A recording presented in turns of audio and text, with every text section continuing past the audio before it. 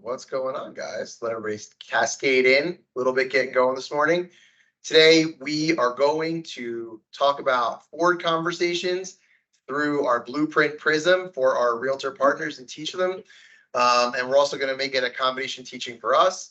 And then we're going to parlay that into our flow systems. And we're going to talk about how to help ourselves build flow systems and really talking about investing into our business. And this applies both to us and to our realtor partners, but it'll be a lot of what we teach. I really want to teach you guys a little bit how to think about investing back into your business and spending money to help grow your business, which is something that I find that most loan officers do in a way that is either reckless or not at all. And we want to bring some real calm to the chaos. So again, forward conversations, investing in our business and flow systems and being smart with those things so that we can make really good decisions in terms of how to grow our business.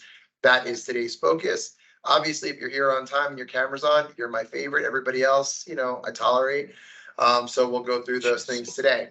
If you guys want to follow along, I love that. I get the reactions. I get it now. I'm going to keep saying it every time.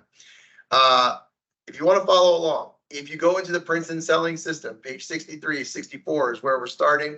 We're going to work through forward conversations there. I'm also going to show you guys a little bit of what this looks like in the blueprint as well. But the way it looks is a little less important than kind of going through it ourselves.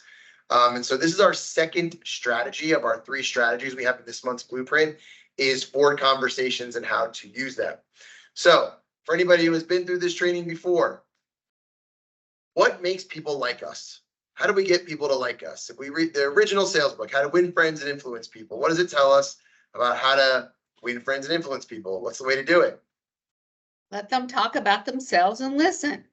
Cool. And by the way, that was Melanie's one chance to answer for everybody. And now we're going to give everybody else a chance to participate too. Not that I know that she's going to participate and know the answers. I want to hear from everybody else. Okay. So yes, we get them to talk about themselves and we're interested and we listen. People love to talk about themselves, but more importantly, they love to know that somebody else is interested in listening to them talk about themselves, right? And so we want to do this. This is an art form. This obviously applies to you and your lives for business, right? But it's going to apply to your realtors, to your buyers, to the people you do refinances for. But this also applies to everybody else in your life. If you want to have better relationships with your friends, your family, your kids, your cousins, whatever else it is, if you take an active interest in listening to them, there's a formula for it and it feels really good. Here's the other thing. Don't fake it, right? You have to be, if you want to be a good loan officer, you have to find a way to be interested in other people. I'll tell you, I grew up listening to Howard Stern. People might think I listened to Howard Stern for all sorts of weird reasons. It was none of those things. He's the best interviewer I've ever heard. And what I learned by listening to Howard Stern is that everybody has a story, whether it's the sound engineer that was helping him on the show or the biggest stars in the world coming in.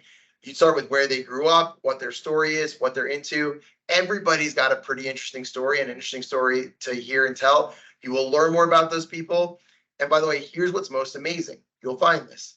When you share your story with somebody, you will feel closer to that person. When they share their story with you, you will feel closer to that person. And we want to have as many close and meaningful relationships as we possibly can. That will be in large part will directly correlate to how much money we make and how successful we are, but also the level of stress we have in our transactions, right?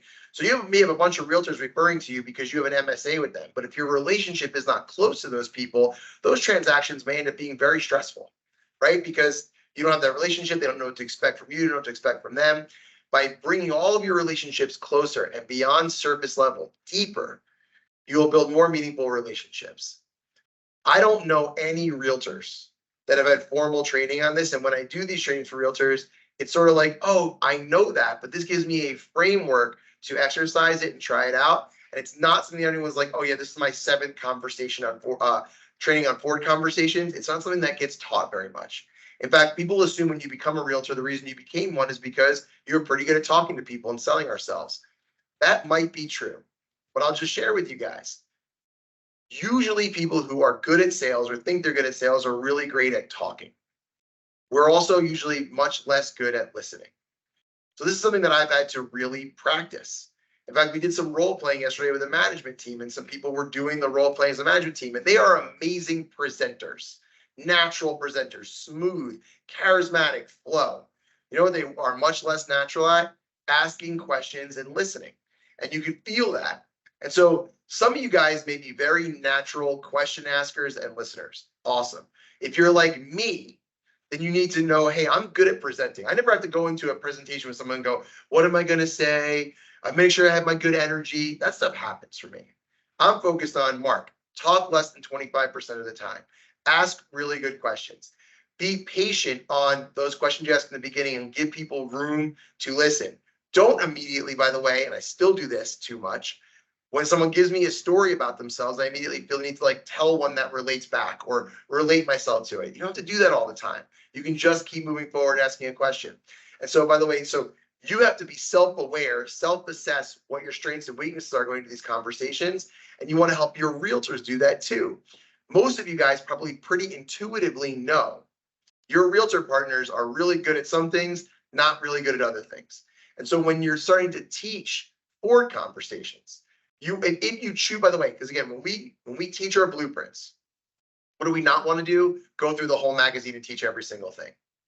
What we want to be doing is, hey, either asking questions of the realtor in that meeting to figure out what their needs are right now, or just knowing that person. I want to bring them the one big idea in this magazine that I think is going to speak to them most. Okay. The one big idea is the thing you're bringing, right? So you're going to look through the 7 things we're going to train on over this week and next week, or last week, this week, and next week. And you're going to say, okay, this is the one thing I'm going to bring to this one realtor. And then you give them the magazine, they can read the rest on their own, but you want to get really good at presenting that one idea. So the realtors where this board conversation comes in are one of 2 people. One is if they are very awkward and are not good at having conversations, they feel like they never know how to get into a good conversation with somebody, this can be an amazing training. If you have somebody who is an amazing, charismatic presenter, but is the kind of person that often tunes out when you're sharing your story, that also can be a really good person to do this training with, okay? This was it was a huge game changer for me, learning about board conversations. I was always a very good speaker, a very good presenter, much less good at listening. I had to, but then, by the way, I became very good at listening, but only for the tactical things. In the call center, it was like I was good at listening to why somebody wanted to refinance, they're having pain with their monthly bills, but it was only about the things in the transaction.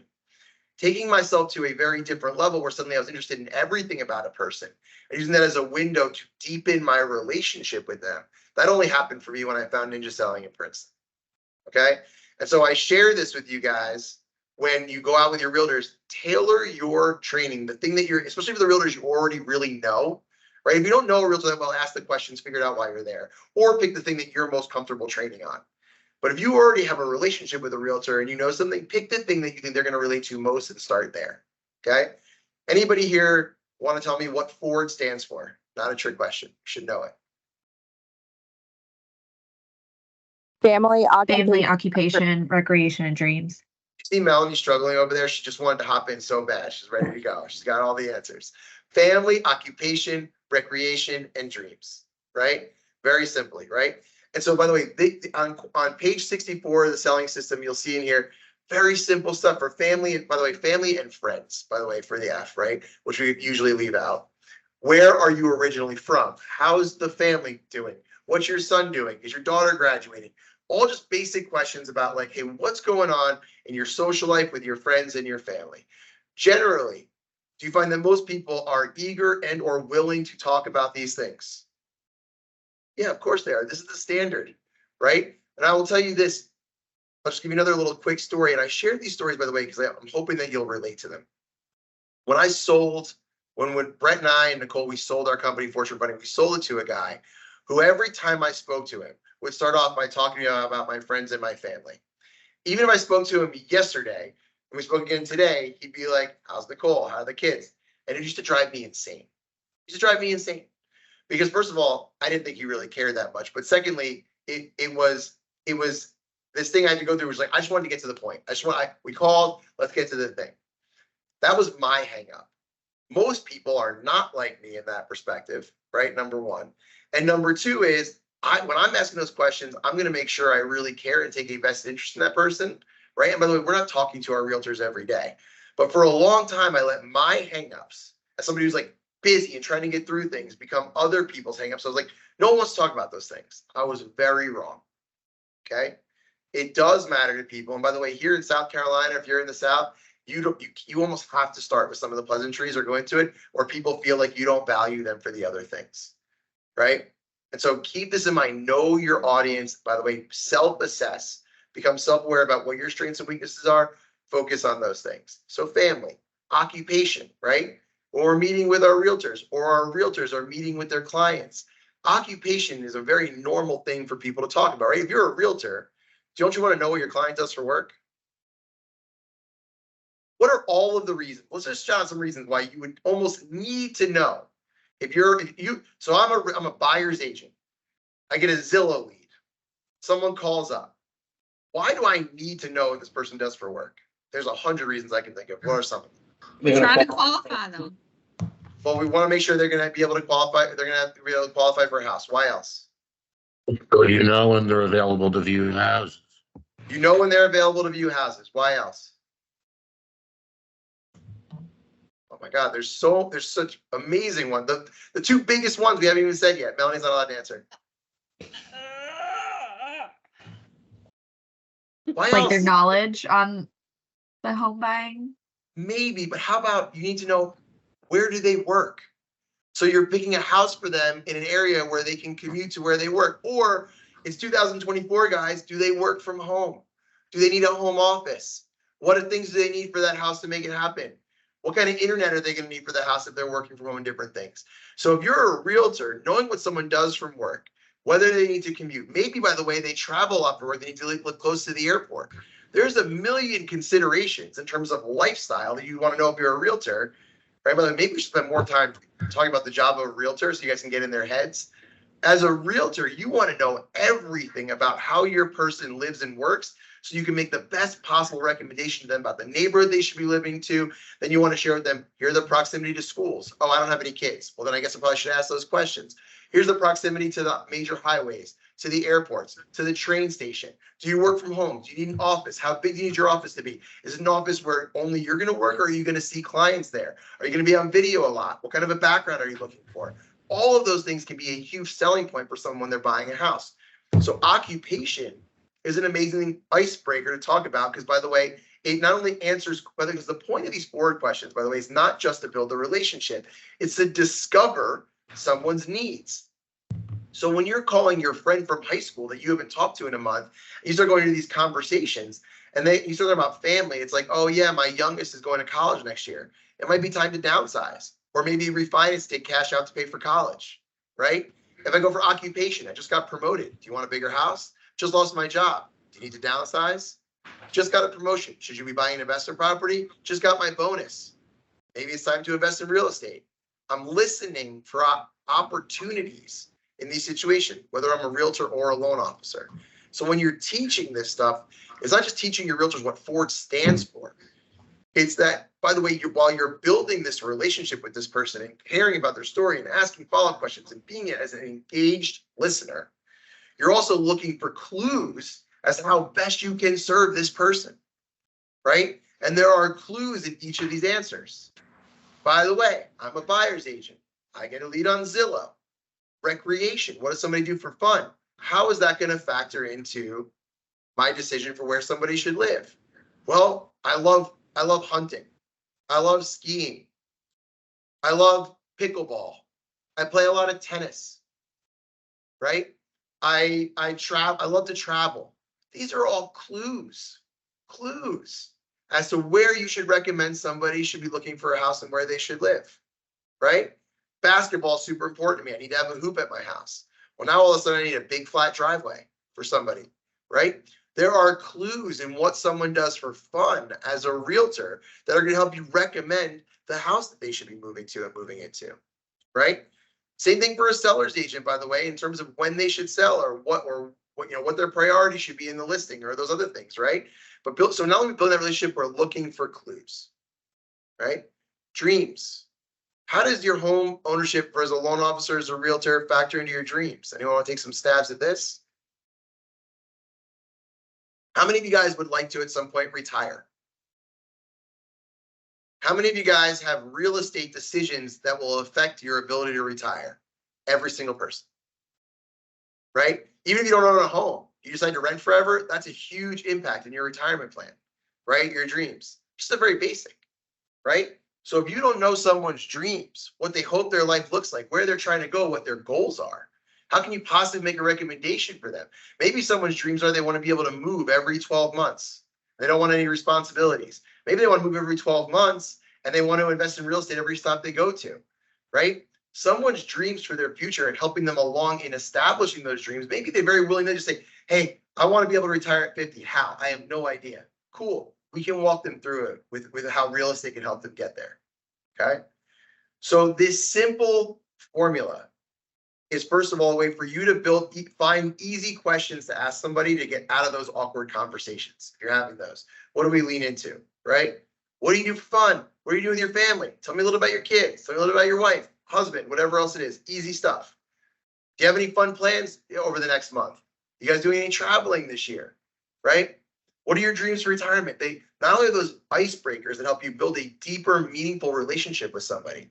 And I promise you, once that person tells you those things, they will, if we like, this is science behind this. You go ask these questions and then we'll send them a survey. How much do you like so-and-so? The amount they think they like you will mostly be based on how detailed you got them to talk about their own stuff.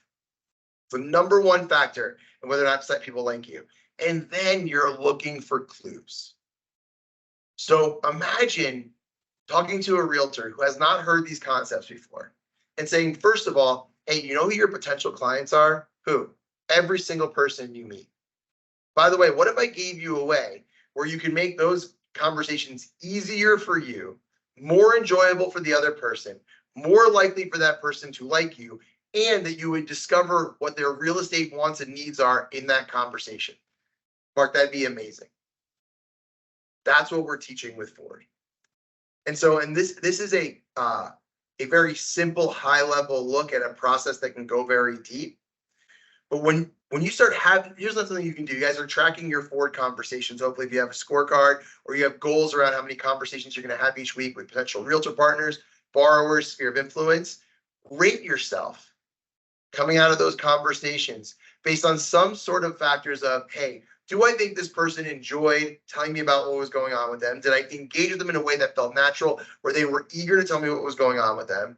2, did I learn something about this person that will help me serve them better? Right?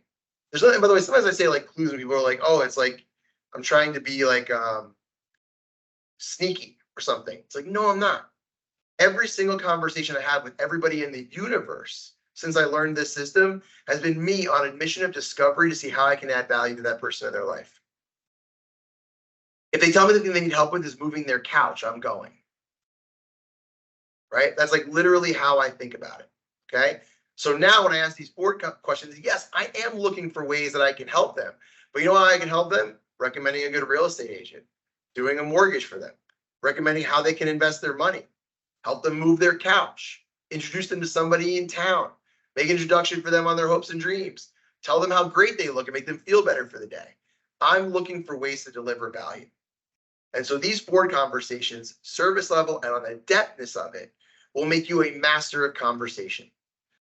Now think about it in your own life. There are people in your life that every time you meet them, you find yourself talking about yourself and enjoying that conversation. Study those masters. I'll also share this with you.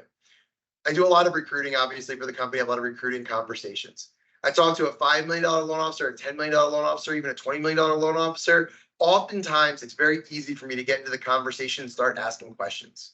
However, when I talk to the head of sales of another company, or somebody who's an area manager or a regional manager or a $100 million producer, you know what happens almost every single time? They are so fast at getting these questions out of their mouth that I end up talking about myself and losing the conversation. And literally, I'll find it happening.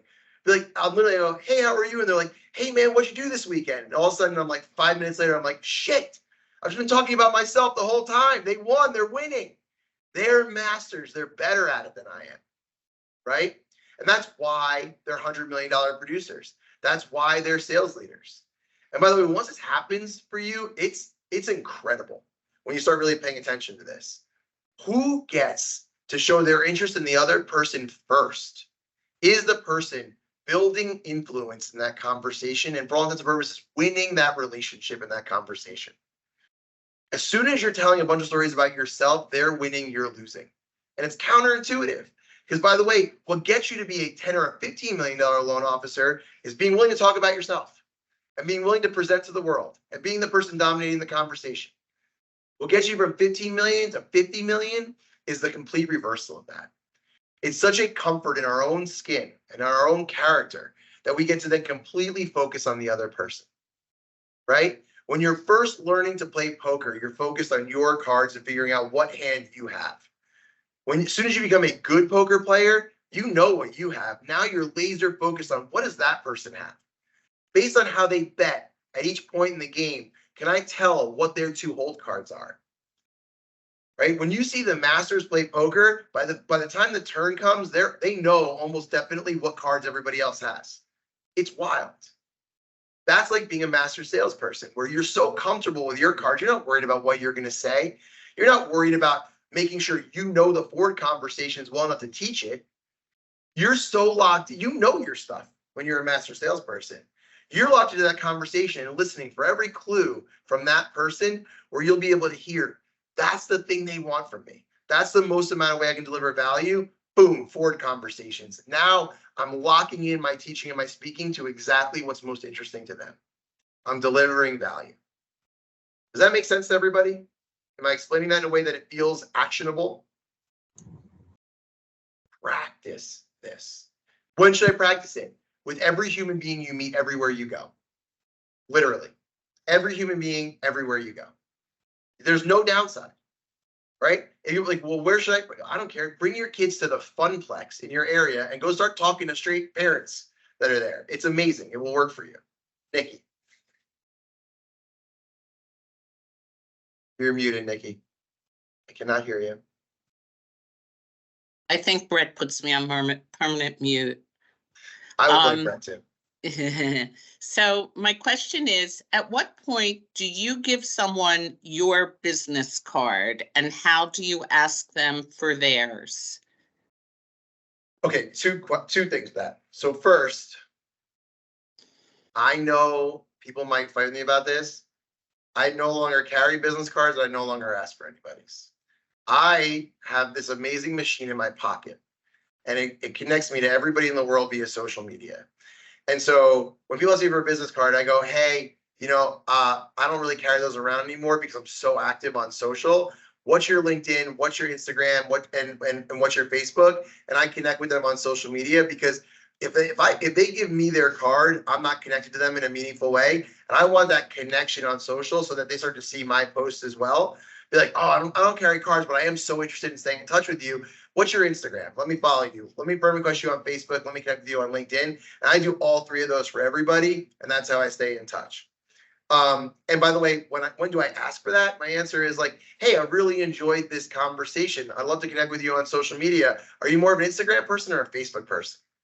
Actually, I'm not neither. Do you do LinkedIn? Yes. Cool. What's your username on there? And you just bring out your phone and do it right there. And now we're connected in a different way. If we exchange business cards, I don't know, you guys may be better at it. When I get a business card from somebody, I end up like not throwing it away and putting it in a drawer and finding it 18 months from now, right? But when I connect with somebody on LinkedIn or Facebook or Instagram, the algorithm then pushes that person to the top of my feed. And so tomorrow, it's going to remind me when so-and-so pops up to the top to follow up, reach out to this person, do the next thing. Also, if I'm like, hey, if I go to a networking event, I'm like, who did I meet yesterday? I can go to my most recent friend request or my most recent follow request and immediately go through those, enter those people into my 13 by 30s or into my sphere of influence cookies. And so I have some organization there as well. So again, I'm not saying you shouldn't carry business cards or anything else. And I know that some people are very attached to that as a process that works for them. But for me, I'm going to do it all digitally. And by the way, the commitment of us becoming friends or connecting on LinkedIn is much more efficient for me to keep building that relationship than just the exchanging of those cards. So I hope that helps. So I love that, except now how do I get their information to be able to put them in the 13 by 13? Is it going to be available on those? Some of it's available, by the way. And then we have white pages or tax records or other things that we can look up that information. Here's another thing, by the way. Hey, I really enjoyed meeting you yesterday on Instagram or Facebook Messenger. I have something I'd love to send to you. What's your address? Simple as that.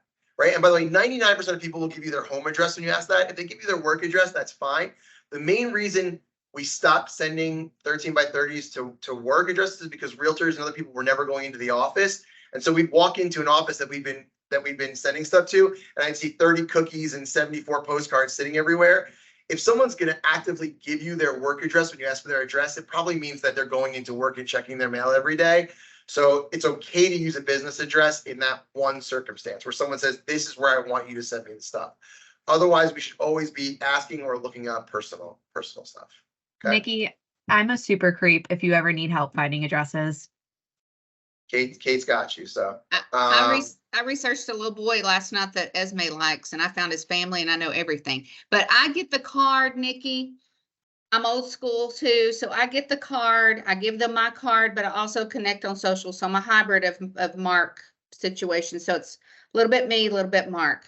But what I would say is don't use the address on the business card necessarily, because again, a lot of these realtors will have an address on there that they never go to. Okay. No, I go to white pages. Listen, I can find anybody. I'm an autism mom. You need research, call me or Kate. We got you. Flow systems, guys. So let's talk about flow. Any other questions about Ford before we move on? Super powerful. Lean into it. By the way, feel free to do your own research on Ford, or if you go into the Ninja Selling podcast, they have great episodes on Ford. If you want to learn, if you're like, hey, this is the thing I want to teach about most, go in and see how those guys are teaching on it. Matt and Garrett are great, and they have some really good stuff on there. One of the trainings we have coming up, by the way, is something I'm stealing directly from a new Ninja Selling podcast. If you guys want to keep learning, there's 400 episodes, I think, now to work through. I highly recommend it. So the Princeton perfect flow system. So guys, how do we, what is our flow here at Princeton? What are some of our flow things? What do we have? I'm not answering for you. What do we do for flow at Princeton? 13 and 30. 13 by 30 Total is the perfect expert. example of Total flow. What expert. else? What? Saturday Brett? emails? Total expert. I was I saying can't hear all Brett. of Saturday total emails. expert. What did he say? I don't think you can hear Brett. His microphone's very weak. Anyway, Can you he hear me now? disappeared on. Where are you? Can you hear me now? A little bit. What's up? Well, nothing. I'll just leave. If you can't hear me, fuck it. I'm out. I love you, Brett. All right. No, you stay. So we have our 13 by 30s. We have our Saturday emails. What else? We have so much flow that you guys Board are calls. not. What? Which one? What Board was calls. it? We have our Board phone calls. calls that we make, right? Yeah. We make phone calls. What else? Oh man, we have go ahead, Katie. Blueprint, Social media social posts. ideas. We do blueprint meetings. We do social media. What else? You Postcards. write cards. You're Face-to-face right. meetings. Handwritten note cards, face-to-face meetings. What else? How about guys? How about all of our file updates that go out to realtors and our file updates that go out to borrowers? All the automated things that we have part of that. We have our pre-approval cookies and our pre-approval journey emails. We have sphere of influence cookies and refi cookies and all the things that follow up on those things. We have a tremendous amount of automated flow for you guys. Okay. You guys need to be figuring out some non-automated flow things that are really important to you. Now, we talked about phone calls, face-to-face meetings, networking events. Those things are all true. But this is where we talk about investing back into our business. So if I'm a realtor and I'm expecting to do $200,000 in gross commissions this year, how much money should I be spending on marketing myself and my services? 20,000. Minimum $20,000 to $40,000. That is my number for that. I should be spending 10 to 20% of my gross income as a realtor investing back into my business, right? So if I'm doing something like a Zillow leads, where I'm like literally paying for my leads, it's going to be higher. If I'm doing sphere of influence marketing or where I'm generating on my own, you can get away with it being a little bit lower. Why is it so important? So let me ask you a question. So I'm a realtor, and let's just say right now I'm just doing this. I'm trying this. I'm trying that. I'm trying this. I'm trying that. I'm not really tracking what's working, what's not working, where it's going. Why is that a problem for us? I guess why is it a better way to set a budget and then pick what you're going to do for marketing versus just finding the marketing you want to do and then picking your budget? Talk to me about the psychology of that as a business owner. Why do I want to pick my budget first? So you know what to say no to? So you know when you're out of money? That's part of it. Yeah. So we know to say no to, and that's half my answer. But anybody else? Yes, when you have your budget set, you would be able to plan how to spend it and what to spend it on and for what duration. Yes. Here's what happens to you in behavior wise. I'll walk you through it. I don't have a budget. Suddenly I get an email with a great idea that promises me if I do this thing and pay for this thing, I'm going to get more leads. Well, that sounds great. I want to try it. By the way, half of you have called me with this exact conversation at some point since you've been at Princeton. Okay. You try that thing. It works. Usually not. Doesn't work. You try for a little bit and maybe you forget about it. Maybe you cancel it at some point, whatever else it is. You spent the money. You didn't really have a way to measure success, and you spent that money based on whatever opportunity kind of showed up. That's usually the way realtors do this also. Okay. But if I know as a realtor, I'm going to spend $20,000 this year, and I'm going to spend, let's say I'm going to spend 5 of that on some events and things I'm doing, but I'm spend $15,000 that need to do a monthly or quarterly flow system distribution. So now I know I'm going to spend $1,250 a month on my marketing. Well, now I go out to the world and I go, hey, what is the best bang for my buck I can get on $1,250? And now I start actively seeking out what's working for others, investigating different opportunities, measuring what works. And then once I'm spending that money, if another opportunity shows up in my inbox, now I get to do a cost benefit analysis on, is that going to give me a better ROI, which is return on investment, than the thing I'm already doing with this money or not, right? And by the way, then I get to measure success on what works and what doesn't work. So I'm constantly measuring, am I getting a bang for my buck? I ask marketing people trying to sell me for examples of ROI from other people. 95% of those people never get back to me with anything. Today, actually, for one of the first times ever, I had a guy who was trying to sell me something for a different business that I'm involved in, not mortgage related. And he sent me back a testimonial from a guy with a spreadsheet of how many leads they got from using this thing, what percentage of those turned into meetings, what percentage of them they closed, total amount of revenue, and return on investment. It returned 9-to-1. They spent $20,000 on the service, got in $180,000 in revenue. He sent it to me from the client with an email from the client breaking it down. I now have to do that, right? Like I have to. This guy, he went and did the work that I have to now basically sign up for that service. It's amazing.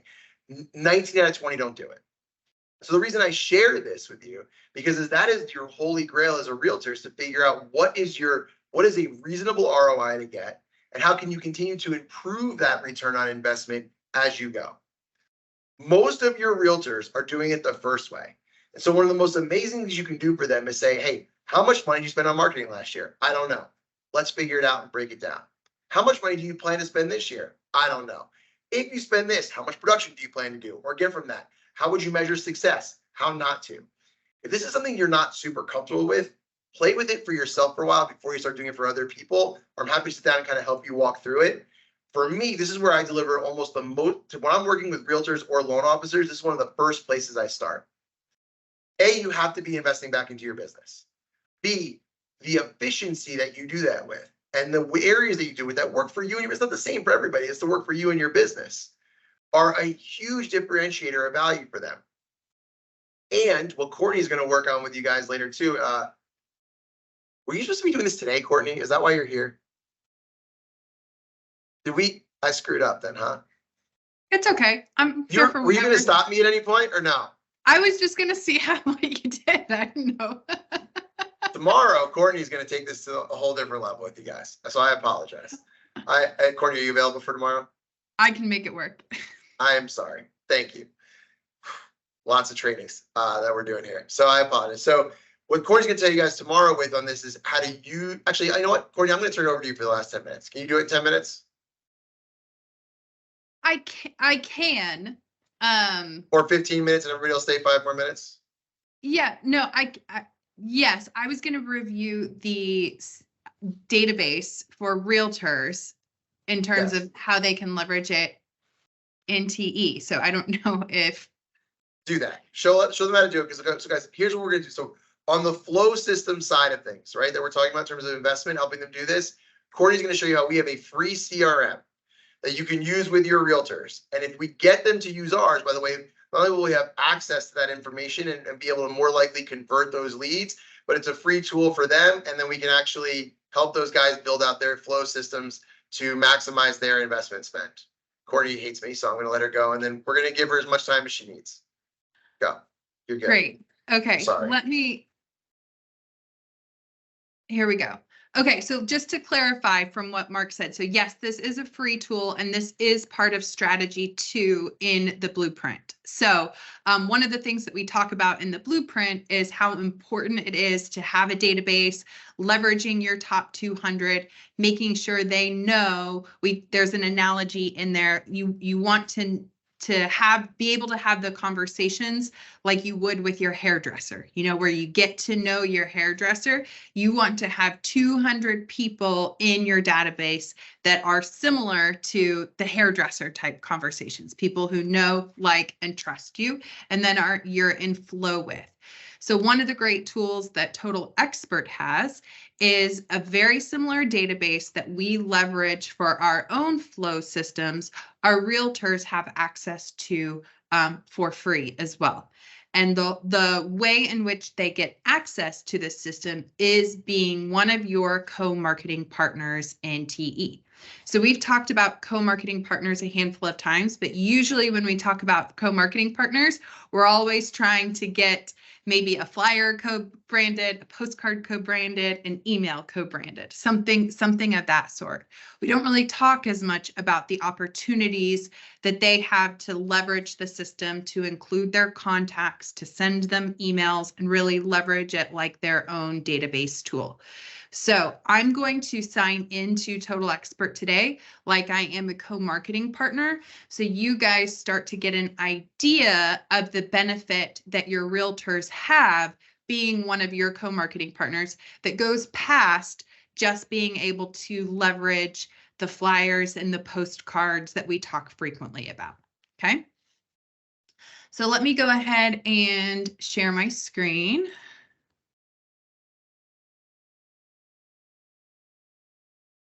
Cool. Okay, so this is my account that I have that is set up like a realtor. Okay, so you can see when they log in, they have a lot of similarities to what yours looks like. So they have their dashboard, which obviously they're looking at things a little bit differently. They have some of their recent activity, and then they also have their navigation that looks very similar to yours. Okay, so let's kind of walk through some of these things. So again, the point of this conversation is so you can feel better prepared to have conversations with your realtors around, hey, here's how you can leverage and utilize this database. So similarly, if they're going to use this as their database, they're going to have the ability to add contacts up at the top. Okay, so very similar to how you go in there and add to your database, they can add in here as well, filling out all the pertinent contact information. Then they're going to start to, if they go to their leads and contacts over here, they're going to start to have their full list of all of their contacts that are in Total Expert, just like you do. Okay. One of the things that I do think is great for our co-marketing partners is the ability for them to organize their contacts. So the realtor version of Total Expert is not going to come necessarily like pre-populated with a way in which they can organize their leads. So the great thing about the groups is that it gives them the ability to say, okay, here is how I want to organize my contacts. Obviously, you guys could, I'm assuming, have your own way of organizing your contacts, whether that's a cold, warm, or hot list. You could propose a similar system in terms of how you're working so that your realtors could work that same way. So once you're in here,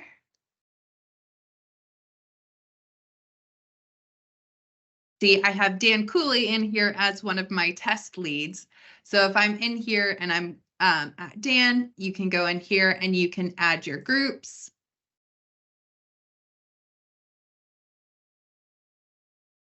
Create groups, very similar to how you do it.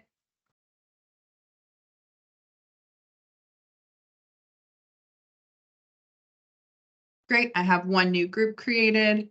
I can go in here to my contacts and add in Dan. Say I want to add him to my hot group. Great, cool. So the great thing about this contact card is it reflects very similar to your TE contact card. So you should feel pretty comfortable being able to talk through and explain some of the different pieces of this contact card. So again, you can add your groups to help organize. And then you also have your recent activity up here. So you're going to be able to see, okay, if I fire any emails through Total Expert, it's going to be able to show your what was sent. If they opened it, give you some of those email statistics. Also going to be able to add any of your tasks. Let's say maybe, you know, follow up in 30 days. Great. Here's going to be my due date today. Let's just pick 30 days from now. Assign to myself and submit. And then it's going to create my task. So they can utilize Total Expert to stay very organized in terms of their follow-up and what they need to do next. There's a general notes section in here. So let's say they maybe had a conversation with their borrower and they say, you know, great news. I'm making this up right now. Dan and his wife are having a baby this fall, thinking about, you know, looking for a 4-bedroom house. I don't like this scenario, Courtney, and if we could talk offline, that would be great. Just want to throw that out there. Thank you. So it's really easy to add those notes again, kind of having those forward conversations like Mark was talking about, family, occupation, recreation, dreams, and noting those in the note section too. So again, this should look and feel very similar to your Total Expert. So when you're having conversations, hopefully this stuff feels very organic to you guys because it's how you are operating right now too. So that's within the contact card. I'd like to show you a couple of the other things on the left-hand navigation in terms of things that they can leverage as well. Again, hopefully these look familiar to you. One thing, if you go into the co-marketing partners, so how Total Expert works is your realtor can have multiple co-marketing partners. So it is not like a one-to-one relationship, like maybe some other vendors that we've worked with, like a List Reports is a one-to-one relationship. Total Expert, they could have multiple co-marketing partners with different lenders. So there they'd be able to see anyone that they have a relationship with as a co-marketing partner. Obviously, there's pros and cons to both ways in which to work that system. Their activity stream is just going to show them all of their recent activity. And then their tasks, again, this would be a great place if they are deciding to use this tasks system as a way to stay organized, for them to go in here, click on the tasks. You can prioritize it by due date, which is often a way in which I like to work if I'm leveraging these tasks. Prioritize it by due date, and they can start chipping away at their tasks. So there's a great opportunity for them to really use this system to keep and stay organized. Here, they're going to be able to see their campaigns, and I'm going to skip this because it's going to fall into our email activity. They will have the opportunity to do lead capture apps, which could be great for open houses. So if they wanted to do a lead capture app and have that available for borrowers as they come to open houses, fill out this form, all of their information automatically populates into Total Expert. That is a possibility. And obviously that's something that you guys can co-brand together as their co-marketing partner. For the print marketing section, this is the section that hopefully you guys are more familiar with, but not sure how many of you guys have seen their view of it specifically.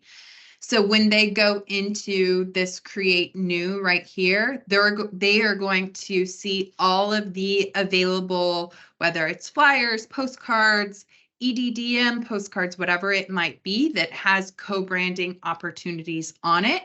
So you can search by print, direct mail, greeting cards, whatever. They can search for keywords, if there's something that they wanted to go in and customize. All of their information will be already pre-populated in their account with their name, their logo, their contact information. So they themselves can then just very easily populate and create a co-branded piece with you and themselves. So all of this should look very familiar to you because it's a very similar look and feel to how you generate your own flyers as well. If they go in here to their web marketing, they have the same ability that you guys have in terms of creating those single property sites. They can go in here and they can create a single property site just like you would do for them, where you're going to go in there. You can either get just the MLS ID. They can do it a little bit more manual by doing the address. So it's really kind of up to them. And if this is something that they'd like to leverage in their marketing materials, but could be a great thing to share on social. And then also the email marketing is pretty cool. As hopefully you guys remember talking on the Monday morning meetings, I think email stats are super, super powerful when you're prioritizing your follow-up calls. So if you're really leveraging TE in terms of sending some email campaigns, I think it's a great opportunity. One of the things that's great is there are tons of, you can see that there are already some templates that are pre-populated that come preloaded in the system that they could leverage. If you go in here, you kind of have to play around with it. But you can see that there's a whole handful of email templates that they can leverage right within the system, which makes it super easy. One thing that maybe I'd recommend is if you want to go through, the emails and find ones that you think are a kind of a good opportunity for people to use consistently, that might be a good way to leverage the training. Or you can always work together to create emails and then have, maybe something that you guys send together. So there's different ways in which you could really leverage the emails. And then again, I think the email stats are really awesome to leverage.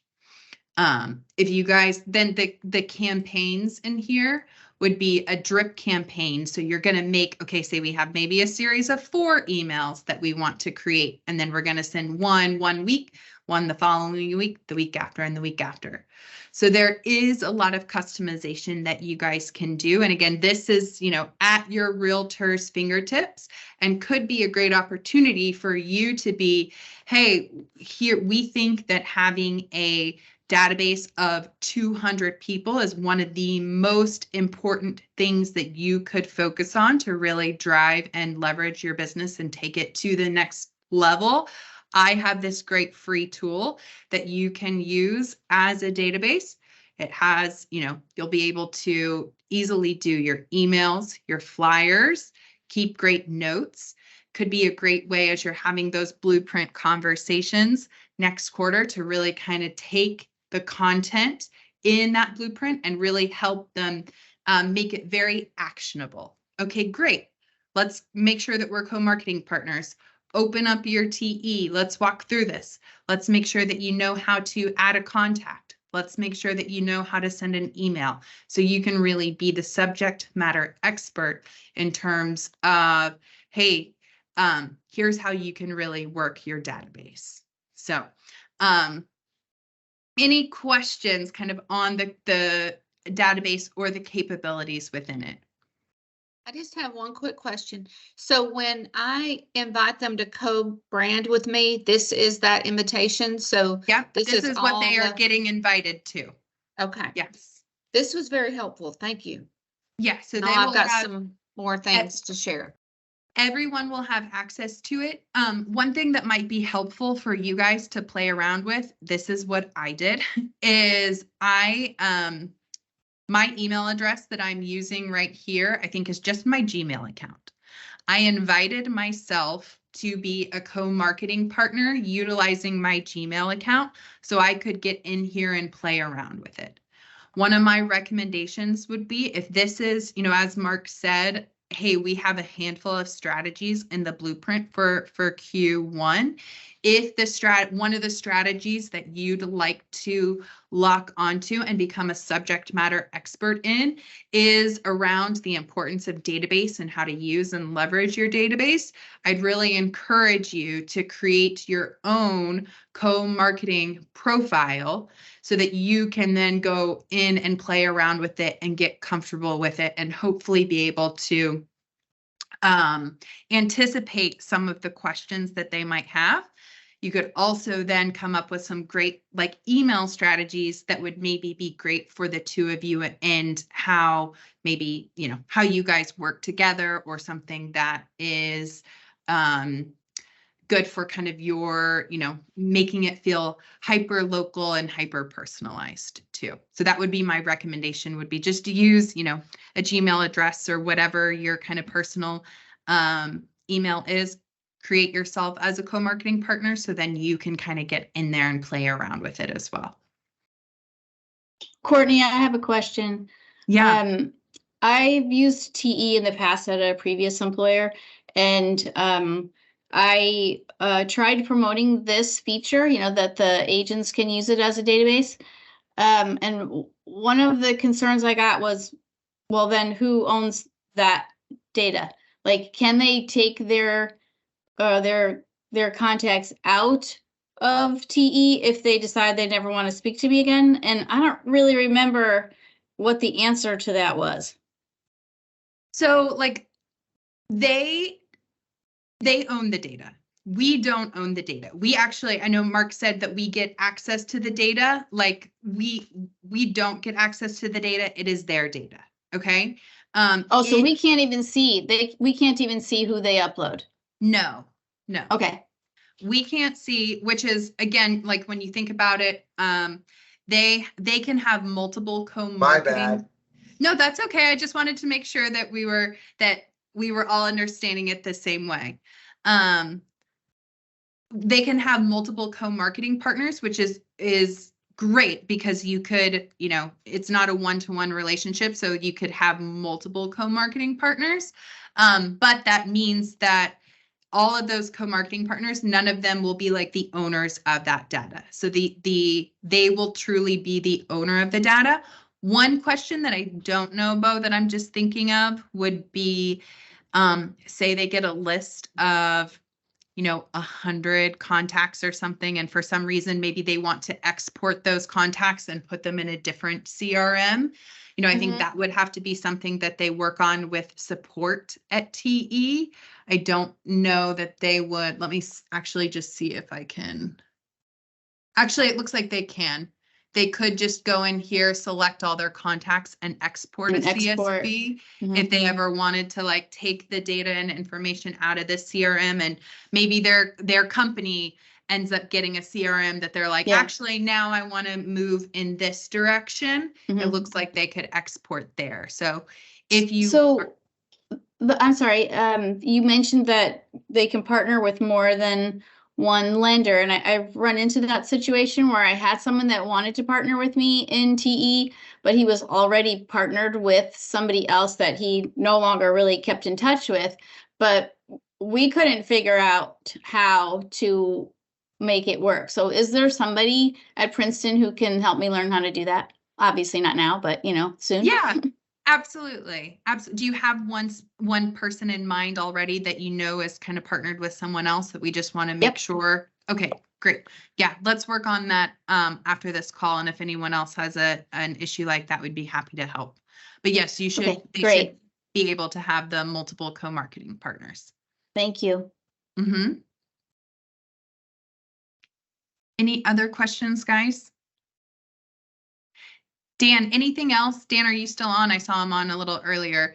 Anything else that I missed that you feel like from a co-marketing standpoint, you feel like is really important to cover? Maybe he had to hop.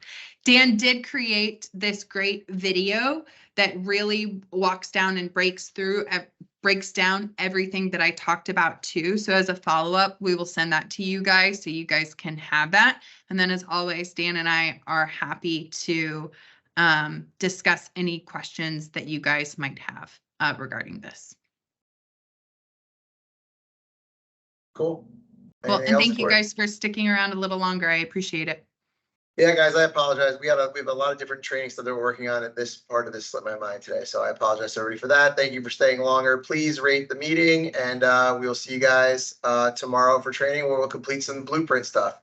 Happy selling, everybody. Thanks so much for coming.